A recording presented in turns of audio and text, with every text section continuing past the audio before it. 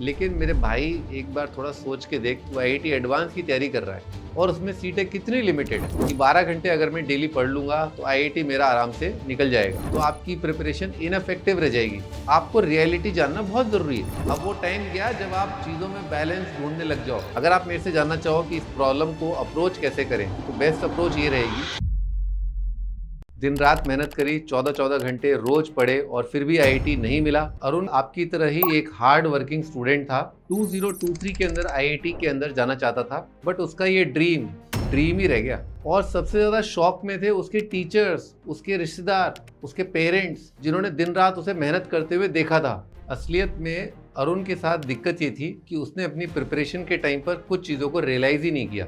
अगर उसने उन चीज़ों को फॉलो किया होता तो उससे उसका आईआईटी का ड्रीम कोई छीन नहीं सकता था। आज मैं आपको वही 5 चीज़ें बताने जा रहा हूँ। आईआईटी मेन का एग्जाम बगल में ही है, लेकिन मैं चाहता हूँ कि आप इन चीज़ों को बहुत ध्यान से सुनो और इन गलतियों को अवॉइड करो। आईआईटी की रेस बहुत टफ है और आपकी कई गलतियाँ तो बहुत ज़्यादा आपको वल्नरेबल बनाती है और आईआईटी की रेस में आपको पीछे धकेल देती है। तो अगर आपको इस आईआईटी की रेस में बने रहना है तो इस वीडियो को बिल्कुल लास्ट तक देखना है। और आप इस साल यानी कि आईआईटी मेन एडवांस 2026 में कितने कॉन्फिडेंट हैं, ये मुझे लिख करके कमेंट सेक्शन में जरूर बताइए। तो आइए बात करते हैं उन 5 मिस्टेक्स की। Mistake number 1, lack of knowledge of competition. Arun smart था, उसने ये सोचा कि 12 घंटे अगर मैं डेली पढ़ लूंगा तो आईआईटी मेरा आराम से निकल जाएगा। बट रियलिटी दोस्त इस माइंडसेट से नहीं मिलती जुलती। आईआईटी कोई स्कूल का एग्जाम थोड़े ना है, ये एक रेस है और आपको पता होना चाहिए कि फिनिशिंग लाइन कहाँ पर है और बाकी जो कंपटीशन में बच्चे आपके साथ दौड़ रहे हैं वो किस स्पीड से दौड़ रहे हैं। कंपटीशन का देखो एक बार सेट है जो हर साल लगातार अच्छी खासी दर से बढ़ रहा है। मॉक टेस्ट में बेटर करना है अपने को, ये एक अच्छी चीज़ है, लेकिन कितने बेटर करने पर आपको आईआईटी का सीट मिलेगा ये भी पता करना बहुत ज़रूरी है। तो अब आपका अगला सवाल लाजमी सी बात है ये होगा कि सर ये बताइए मिनिमम मार्क्स कितने लाएं। इसीलिए सेट करो अपने लिए एक मिनिमम मार्क्स का बार और देखो कि आपका जो फेवरेट आईआईटी या आपका जो ड्रीम आईआईटी या एनआईटी या टॉप डिपार्टमेंट है उसके लिए आपको कितने मिनिमम मार्क्स लाने ही पड़ेंगे। देखो इतना तो करना ही है, पर जितना आप सेफ प्ले करेंगे, जितना आप इस बार को क्रॉस करने की कोशिश करेंगे उतना ही आपके लिए बेटर है और वो डिपेंड करेगा आपकी एक्स्ट्रा एफर्ट पर। दूसरा, अफेक्टिव प्रिपरेशन। जब आपको पता ही है कि 200 से ज़्यादा नंबर आपको चाहिए तो ऑटोमेटिकली आप अपने पीवाईक्यूज को और अपने रिवीजन को बहुत सीरियसली लेते हो। अगर आप गांधारी की तरह ब्लाइंड फोल्ड में पढ़ रहे हैं तो आपकी प्रिपरेशन इनफेक्टिव रह जाएगी। आपको रियलिटी जानना बहुत ज़रूरी है। Mistake number 2, the balance illusion. कई बच्चों के अंदर बैलेंस करने का एक जुनून सा रहता है, पढ़ाई, अपना खेलकूद, अपना गिटार, अपना सितार। उनको ये लगता है कि पढ़ाई भी कर लेंगे और एंजॉयमेंट भी चलता रहेगा। देखो अगर मेरी मानो तो इसमें कोई दो राय नहीं है कि आप बैलेंस बना सकते हो, तो आपकी प्रिपरेशन इनफेक्टिव रह जाएगी। आपको रियलिटी जानना बहुत ज़रूरी है। उनको ये चीज़ें कहीं बिगाड़ तो नहीं रही हैं। आप सोचते हो थोड़ा फ्रेंड से मिल लेता हूँ, थोड़े फैमिली के अंदर जो फंक्शंस होते हैं उनको अटेंड कर लेता हूँ, थोड़ा दिवाली पे कई सारे फ्रेंड से मिलने का मौका है तो उनसे मुलाकात कर लेता हूँ। लेकिन मेरे भाई एक बार थोड़ा सोच के देख, तू आईआईटी एडवांस की तैयारी कर रहा है और उसमें सीटें कितनी लिमिटेड है। अगर केवल आईआईटी बॉम्बे और आईआईटी दिल्ली और आईआईटी कानपुर खड़गपुर की केवल सीएस की बीटेक सीट्स की बात करें तो नंबर तो 250-500 के बीच में सेट हो जाएगा। अपन आईआईटी के अंदर घुसने की कोशिश कर रहे हैं जिसके लिए 10-15 हज़ार रैंक काफ़ी है, लेकिन अगर आपका आईएम इतना हाई है तो वहाँ तो रैंक तो 200-250 में ही खत्म है ये सब चीज़ें। अब वो टाइम गया जब आप चीज़ों में बैलेंस ढूंढने लग जाओ। फ्रेंड्स, फैमिली, फेस्टिवल, फंक्शन और सोशल मीडिया, ये बहुत बड़ा मेजर डिस्ट्रैक्शन है। अगर आप ये सोच रहे हैं कि आप अभी ये भी कर लूँगा, वो भी कर लूँगा, ये पनीर टिक्का खा लेता हूँ, ये क्या कहते हैं गोलगप्पे खा लेता हूँ, ये पोड़वाल के समोसे खा लेता हूँ, तो भाई फिर आईआईटी की सीट आपसे बहुत दूर निकल गई या निकल जाएगी। एक छोटा सा डिस्ट्रैक्शन या एक दिन खराब आपको आपके कंपटीशन से 10 कदम पीछे ले जाता है। उस कंपटीशन से जिस कंपटीशन ने आपके टाइम खोटी के टाइम पर पढ़ाई करी है। अगर आप मेरे से जानना चाहो कि इस प्रॉब्लम को अप्रोच कैसे करें तो बेस्ट अप्रोच ये रहेगी कि आपके एक लंबे स्टडी आवर्स के बाद आप 20 मिनट का वॉक ले लो या पावर नैप ले लो या रेस्ट कर लो सोफे पर या बेड पे थोड़ी देर लेट जाओ, भले नींद ना आ रही हो, बट इसमें डिस्ट्रैक्शन ज़ीरो होनी चाहिए।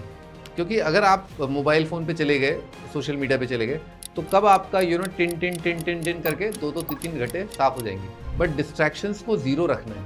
अगर आपने बीच में जो गैप है उस टाइम पर आप दोस्तों के पास चले गए तो आपके आपने तो सोचा था 15 मिनट है, पर वो 15 मिनट का कब 2 घंटे हो जाता है पता ही नहीं चलता। मैं हमेशा कहता हूँ अभी की जो मेहनत है वो आगे आने वाले टाइम में आपको बहुत सुकून देगी। Mistake number 3, one size fits all सब सब्जेक्ट के लिए स्ट्रैटेजी। जो स्ट्रैटेजी आपका मैथ सब्जेक्ट पे फतेह हासिल करने में काम आएगी, वही केमिस्ट्री सब्जेक्ट में फतेह हासिल करने में काम आएगी। ऐसा लोग सोचते नहीं है पर करते ज़रूर है। अलग अलग सब्जेक्ट्स की अलग अलग डिमांड होती है। अगर आप अलग अलग सब्जेक्ट्स को सेम स्टाइल में पढ़ोगे तो आपकी ओवरऑल रैंक में बहुत भयानक ड्रॉप आएगा।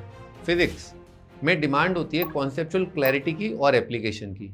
इसमें केवल फॉर्मूले याद किए तो वो आपके किसी काम के नहीं है। मैथमेटिक्स, इसमें प्रैक्टिस और स्पीड बढ़ाने की ज़रूरत होती है। जैसे वेक्टर 3D के अंदर 50 क्वेश्चन, कैलकुलस में करीब 200 क्वेश्चन, इतने से क्या होगा? इसमें आपको कम से कम 20 साल के IIT एडवांस के PYQs करोगे तो आपको बहुत बेहतरीन आउटपुट मिलेगा।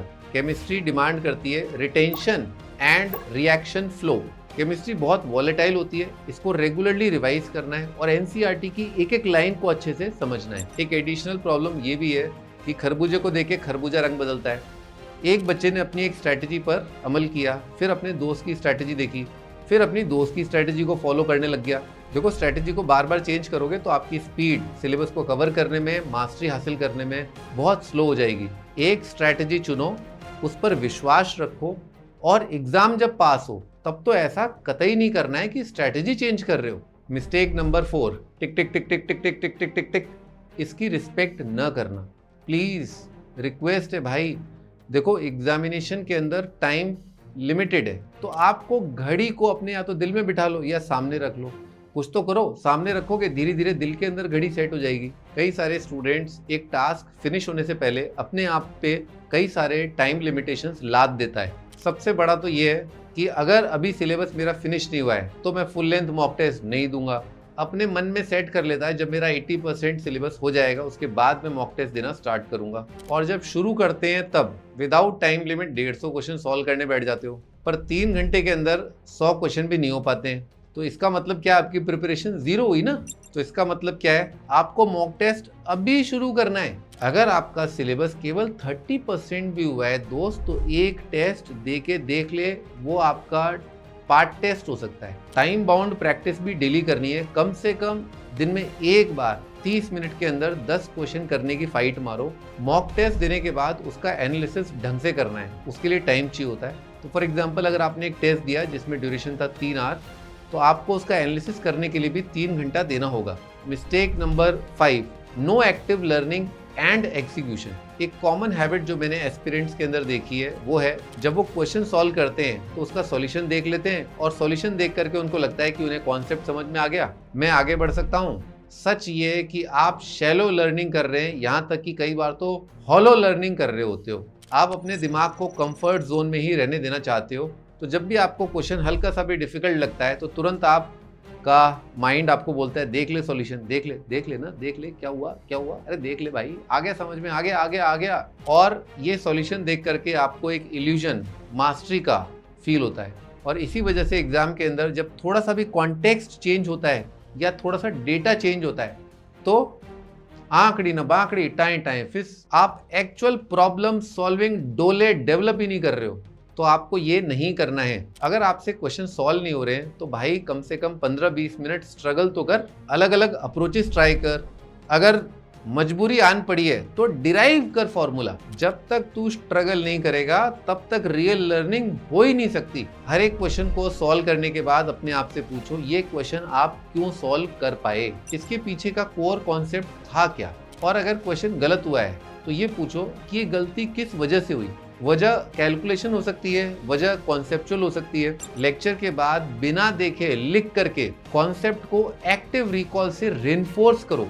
This ensures true execution of learning. तो बच्चों यही है वो 5 गलतियां जो उस बच्चे ने करी, और ऐसी गलतियां बच्चे हजारों की संख्या में हर साल करते आ रहे हैं और IIT की सीट से वो दूर होते चले जाते हैं। पर अगर आप समय रहते ये सब बेसिक बातें समझते हो एग्जामिनेशन के बारे में तो आप इन ट्रैप्स में फंसते ही नहीं हो। फाउंडेशन स्ट्रॉन्ग रख पाओगे और वो कर पाओगे जो करने के लिए आप निकले हो, IIT जाना। बाकी अगर आपको ये वीडियो यूजफुल लगा तो प्लीज़ आप अपने फ्रेंड्स के साथ इस वीडियो को शेयर करिएगा ताकि हम आपके लिए इस तरह के और यूजफुल वीडियोस लेकर के आते रहें।